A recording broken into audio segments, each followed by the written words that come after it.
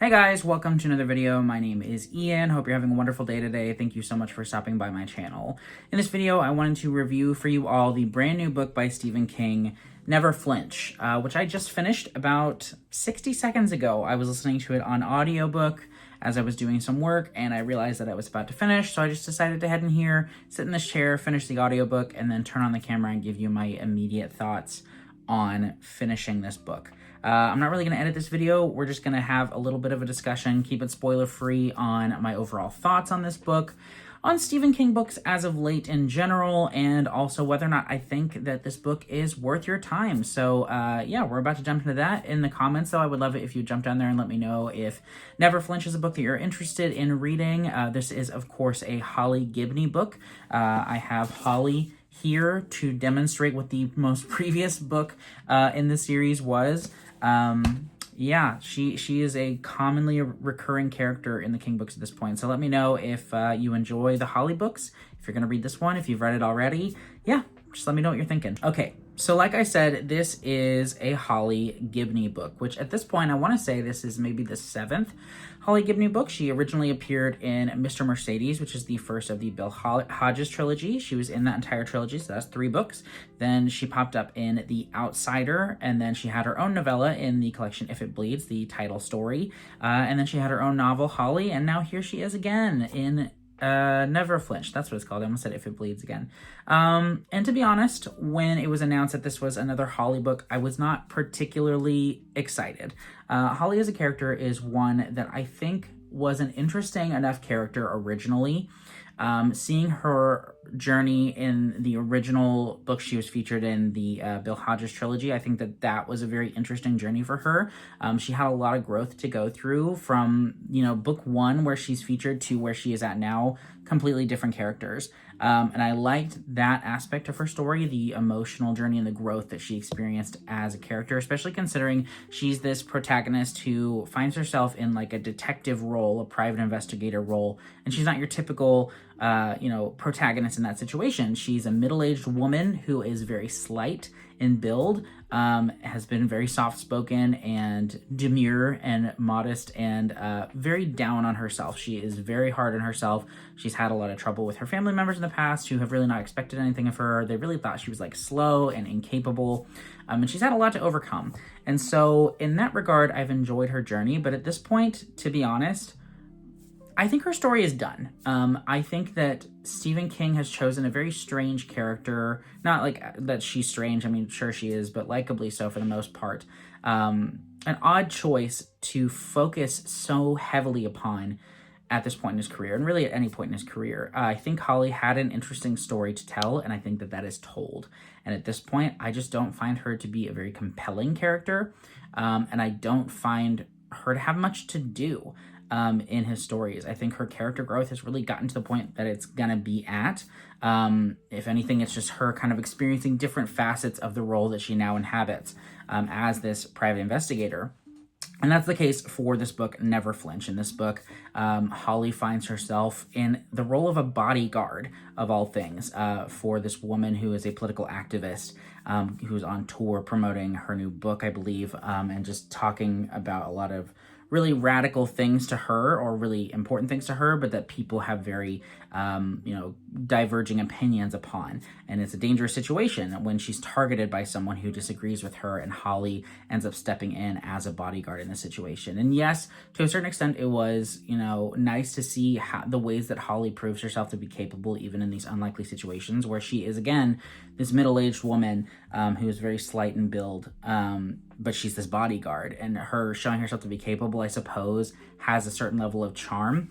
But at the start of the novel and at the end of the novel, I feel like Holly really went through very little growth whatsoever. And that ultimately made her story uninteresting. And unfortunately, this book is, again, a Holly book. There are a lot of other characters. There are a lot of other plot things. There's really 2 main threats. There's this person who's targeting this political activist, and there is a serial killer that is going around killing random innocent people because of this one thing that happened. Basically, a person was wrongfully convicted, and went to jail and died in prison. And now this serial killer is taking it upon themselves to enact justice for that individual by killing basically the same number of people that were on the jury of his case that wrongfully convicted him. So those are the two main threats. And all of that is going on. There's these two main plots. Additionally, there's a handful of other plot points going on, these different plot threads that King balances throughout the story. And of all of those, Holly should have been the most interesting. And in some ways she was, which is a bad thing because I didn't find her as a character to be very interesting at all, which tells you exactly what you need to know about all of the side characters as well. So like I said, I found that Holly's story really didn't do much character growth wise. Additionally, we have a handful of other POVs. The Robertsons, so Barbara and, oh my gosh, what is his name? Jerome? It's Jerome. I was right. It's Jerome. They're back, and they've been here since the original Mr. Mercedes book as well, but they've grown a lot age-wise. Unfortunately for them as well, this book didn't really have a lot of growth for either of them, and I found their plots to be redundant and kind of wish fulfillment on one of the characters. Barbara, I just found that her storyline was a little bit unbelievable and was just unnecessary. You know, I didn't really feel that it added anything to the story. Anytime it was her POV, I was just like, all right, she's great at everything. Cool. Let's move on. What is the point of this? And unfortunately, that just was not making for a very compelling story, which is interesting because I will say I'm being very negative, and I have more negative to get to, unfortunately. But the book, at least the first half of the book, I will say is very well paced. Not necessarily because of the character stuff, but because of the way the story is bouncing around, kind of setting the stage for everything that's going to come. I found the first half of the story to be very compelling and to really hold my attention. Around the 60% mark, though, we kind of have a final destination in mind for the story of where everything is going to go down. King does this thing that he does often where there's this level of like dramatic irony where he's like hinting to the reader that there's this event that's going to happen that's going to go very poorly. And none of the characters know that it's going to go poorly, but he's continuously trying to build this tension by letting us know, hey, this is not going to be great. And unfortunately, it just felt like it took forever to get to the point at that time. By the time we got to like the 90% mark and everything was kind of finally going down, I was just ready to be done. Which is unfortunate, especially for a King book. You know, I like to hope at the very least that he swings for the fences with his conclusions. It doesn't always pay off. But this book, and unfortunately this is something that felt commonly recurring to me as I was reading it, this book felt kind of tedious and pointless. I didn't feel that any of the characters experienced enough growth. I didn't find that the plot was particularly original or in any way shocking. And ultimately, I didn't find either of the threats really impactful. You know, there were moments where they did like some nefarious things and people got hurt, but I didn't find them to be intimidating. I didn't find them to be a real threat to the main characters. I just felt like King didn't really do a whole lot of anything in this book. In some ways, this book just feels very... It makes me feel like King is tired. And he is, you know, and he actually goes into it in the afterword. He talks about how he just had a major surgery, and so this book was kind of a struggle to finish. And I'm sitting here asking myself, like, dude, you're a human being. I know writing is in your blood, and you've written so many books and had like at least one book come out a year for literally decades. But you can take a break. You know, you don't have to do this. And he's getting up there. I think he's almost 80 at this point, if he's not already. And I hate to say it, but it's starting to show, you know, in his writing. It just feels like he's tired. And he also mentions in the afterwards at some point that he really struggled with writing this novel and he wasn't happy with it, and now he's happy enough with it. And I have to ask myself, you know, if you're putting out books that you're happy enough with, like, yeah, to a certain extent, he's always been like kind of self-deprecating, I suppose, in like his thoughts on his own work and things like that. But even King seems to be admitting to himself that this is not his best work. And when it's your brand new book and you're putting it out there and you're still fixated on this one character, like, is that a good thing? You know, should you be putting out this book? And honestly, at the end of the day, I'm not sure. Like, I mean, he wrote it, and I suppose, you know, it's a good enough mystery. Although I will say, I'm a little bit frustrated by that as well, and we'll get to that in a minute. But ultimately, I'm just not sure that this book needed to be written. And ultimately, like, at the end of the day, you're here watching this video because you want to know, one, either you want to hear my thoughts and agree with me or disagree if you've read the book, or two, you're here to find out whether or not this is a book that you should read. And to be honest, there are better Stephen King books out there, and there are better mystery books out there, and they don't require you to read 6 mostly mediocre books to get to this one. And so honestly, I don't really think this book is worth your time. I mean, if you love Holly Gibney, that's fantastic, and you should read these books. And I think that that will make or break your experience with it, because if you don't love Holly, that's really all this book has to offer, is more Holly. Not better Holly, not growing Holly, but more of the same Holly at this point. So if you like that, good for you. Enjoy. I'm happy that you enjoy it, because I wanted to. I always want to enjoy a Stephen King book. But unfortunately I didn't. And my recommendation is don't read this book if you don't like Holly. If you've read the Mr. Mercedes trilogy and you don't want to read more, you don't have to. You really don't. Because like I said, there are so many Stephen King books out there. And I love Stephen King. Like you can see here, I've got lots of his books. And he has written some of my favorite books of all time. It's just at this point, nothing would almost be better. You know, it's not bad, but why did I read this? You know, other than the fact that it's Stephen King, and I'm tired of reading books just because they're Stephen King, you know? Wow, it's getting spicy up in here. I'm sorry. Other complaints, because I apparently have just all the complaints. Stephen King is pitching this book as like, oh, he always wanted to write a whodunit, like in the style of Agatha Christie. That's not this. It's really not. I feel like that's really misleading, because typically, like in a whodunit, you've got like a cast of characters, and one person has done something nefarious, and you're spending the whole time trying to figure out which of these people it is.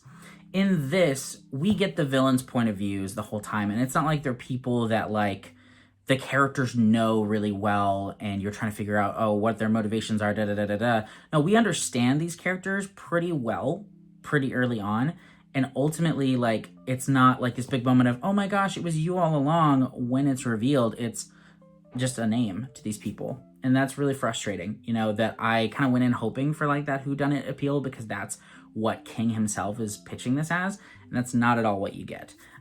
So yeah, more frustration there. Any positives? No, I'm trying to think. Ultimately, like, I also think that like Stephen King is just kind of getting to the point where he's checking the boxes. Like, I cannot tell you the number of times the number 19 appeared in this book. And it just felt like every time it pulled up, I'm like, of course it's 19, of course it's 19, because that's a big thing in Stephen King world. If you don't know, like the Dark Tower, the number 19 is really important. But again, it feels tedious, and it feels like at this point, he's just doing what he does and cashing his paychecks and turning in whatever manuscript he's got. And it just felt like genuinely uninspired. And it sucks that that's kind of where he's at in his career. I think other authors at this point would have faded into obscurity, and, you know, just kind of like lived on the high of what they've done. And I think to a certain extent he's done that, and that he's writing these less ambitious stories. And he's still like at the height of popularity. People love Stephen King. He's getting more and more adaptations all the time. But he has no issue with either tarnishing his legacy, or he can get by with, you know, kind of writing whatever he wants. And good for him, I suppose. You know, he's been doing this long enough. He's written enough amazing books. They don't all have to be that. But before I filmed this video, earlier today, actually, it was this afternoon, when I was kind of starting to solidify my feelings about the book, I went and I just pulled up like all of the books that he's written in the last like 10 years. And not a lot of them are good. Like, in my opinion, I have not really enjoyed them very much. At most, like a 3.5 star, aside from his release last year, You Like It Darker, which was short fiction. And honestly, his short fiction rocks. You Like It Darker was amazing. If It Bleeds, actually, it's a collection of 4 novellas, and I loved 3 out of 4 of them. The only one that I did not love was the Holly Gibney story. So, you know, maybe short fiction is just, you know, his sweet spot these days. But I wish we got a little bit more of that and a little bit less of these novels that felt plodding and unimpactful and just forgettable. Because ultimately then, and at the end of the day, I don't think that this is necessarily like an awful novel. I'm not saying it's poorly written. I'm not saying there aren't compelling moments. I'm not saying that there weren't some, moments that definitely had me on the edge of my seat. I think that just, when it's all said and done, a month from now, I'm not going to be able to tell you much about this story. And when I inevitably read the next Stephen King book that is put out, I'm going to have this kind of bitter taste in my mouth from the last book that I read from him. And yeah, that's unfortunate because he's an author that I truly love. But those are my thoughts. That's all. I'm not going to go on too much more because I've been rambling about this for 15 minutes at this point. And you know how I feel. If you've stuck around this long, thanks so much for watching. To recap, I said it earlier in the video, but if you're just here right now wanting to know if you should read Never Flinch or if you should read these 6 books that precede it to get to Never Flinch, unfortunately, my answer is no. I do recommend trying out the Holly series. Read the first book, Mr. Mercedes, even read the rest of that trilogy, the Bill Hodges trilogy, and see if you like Holly. If you just are enamored with her character, then yes, I do recommend reading up to Never Flinch because it's a Holly book through and through. But if not, don't waste your time. There's better King, there's better mysteries. Read something else. Thank you so much for watching. I do hope you enjoyed this video. Sorry it was very negative. I swear, if you're new here, I'm not always negative. I am usually a very positive person. Every maybe 6 months or even like once a year, I'll put out a video that is very negative about a book that just kind of rubbed me the wrong way. And this year it was King. So there you have it. But thank you so much for watching. I'll see you in the next video. Bye.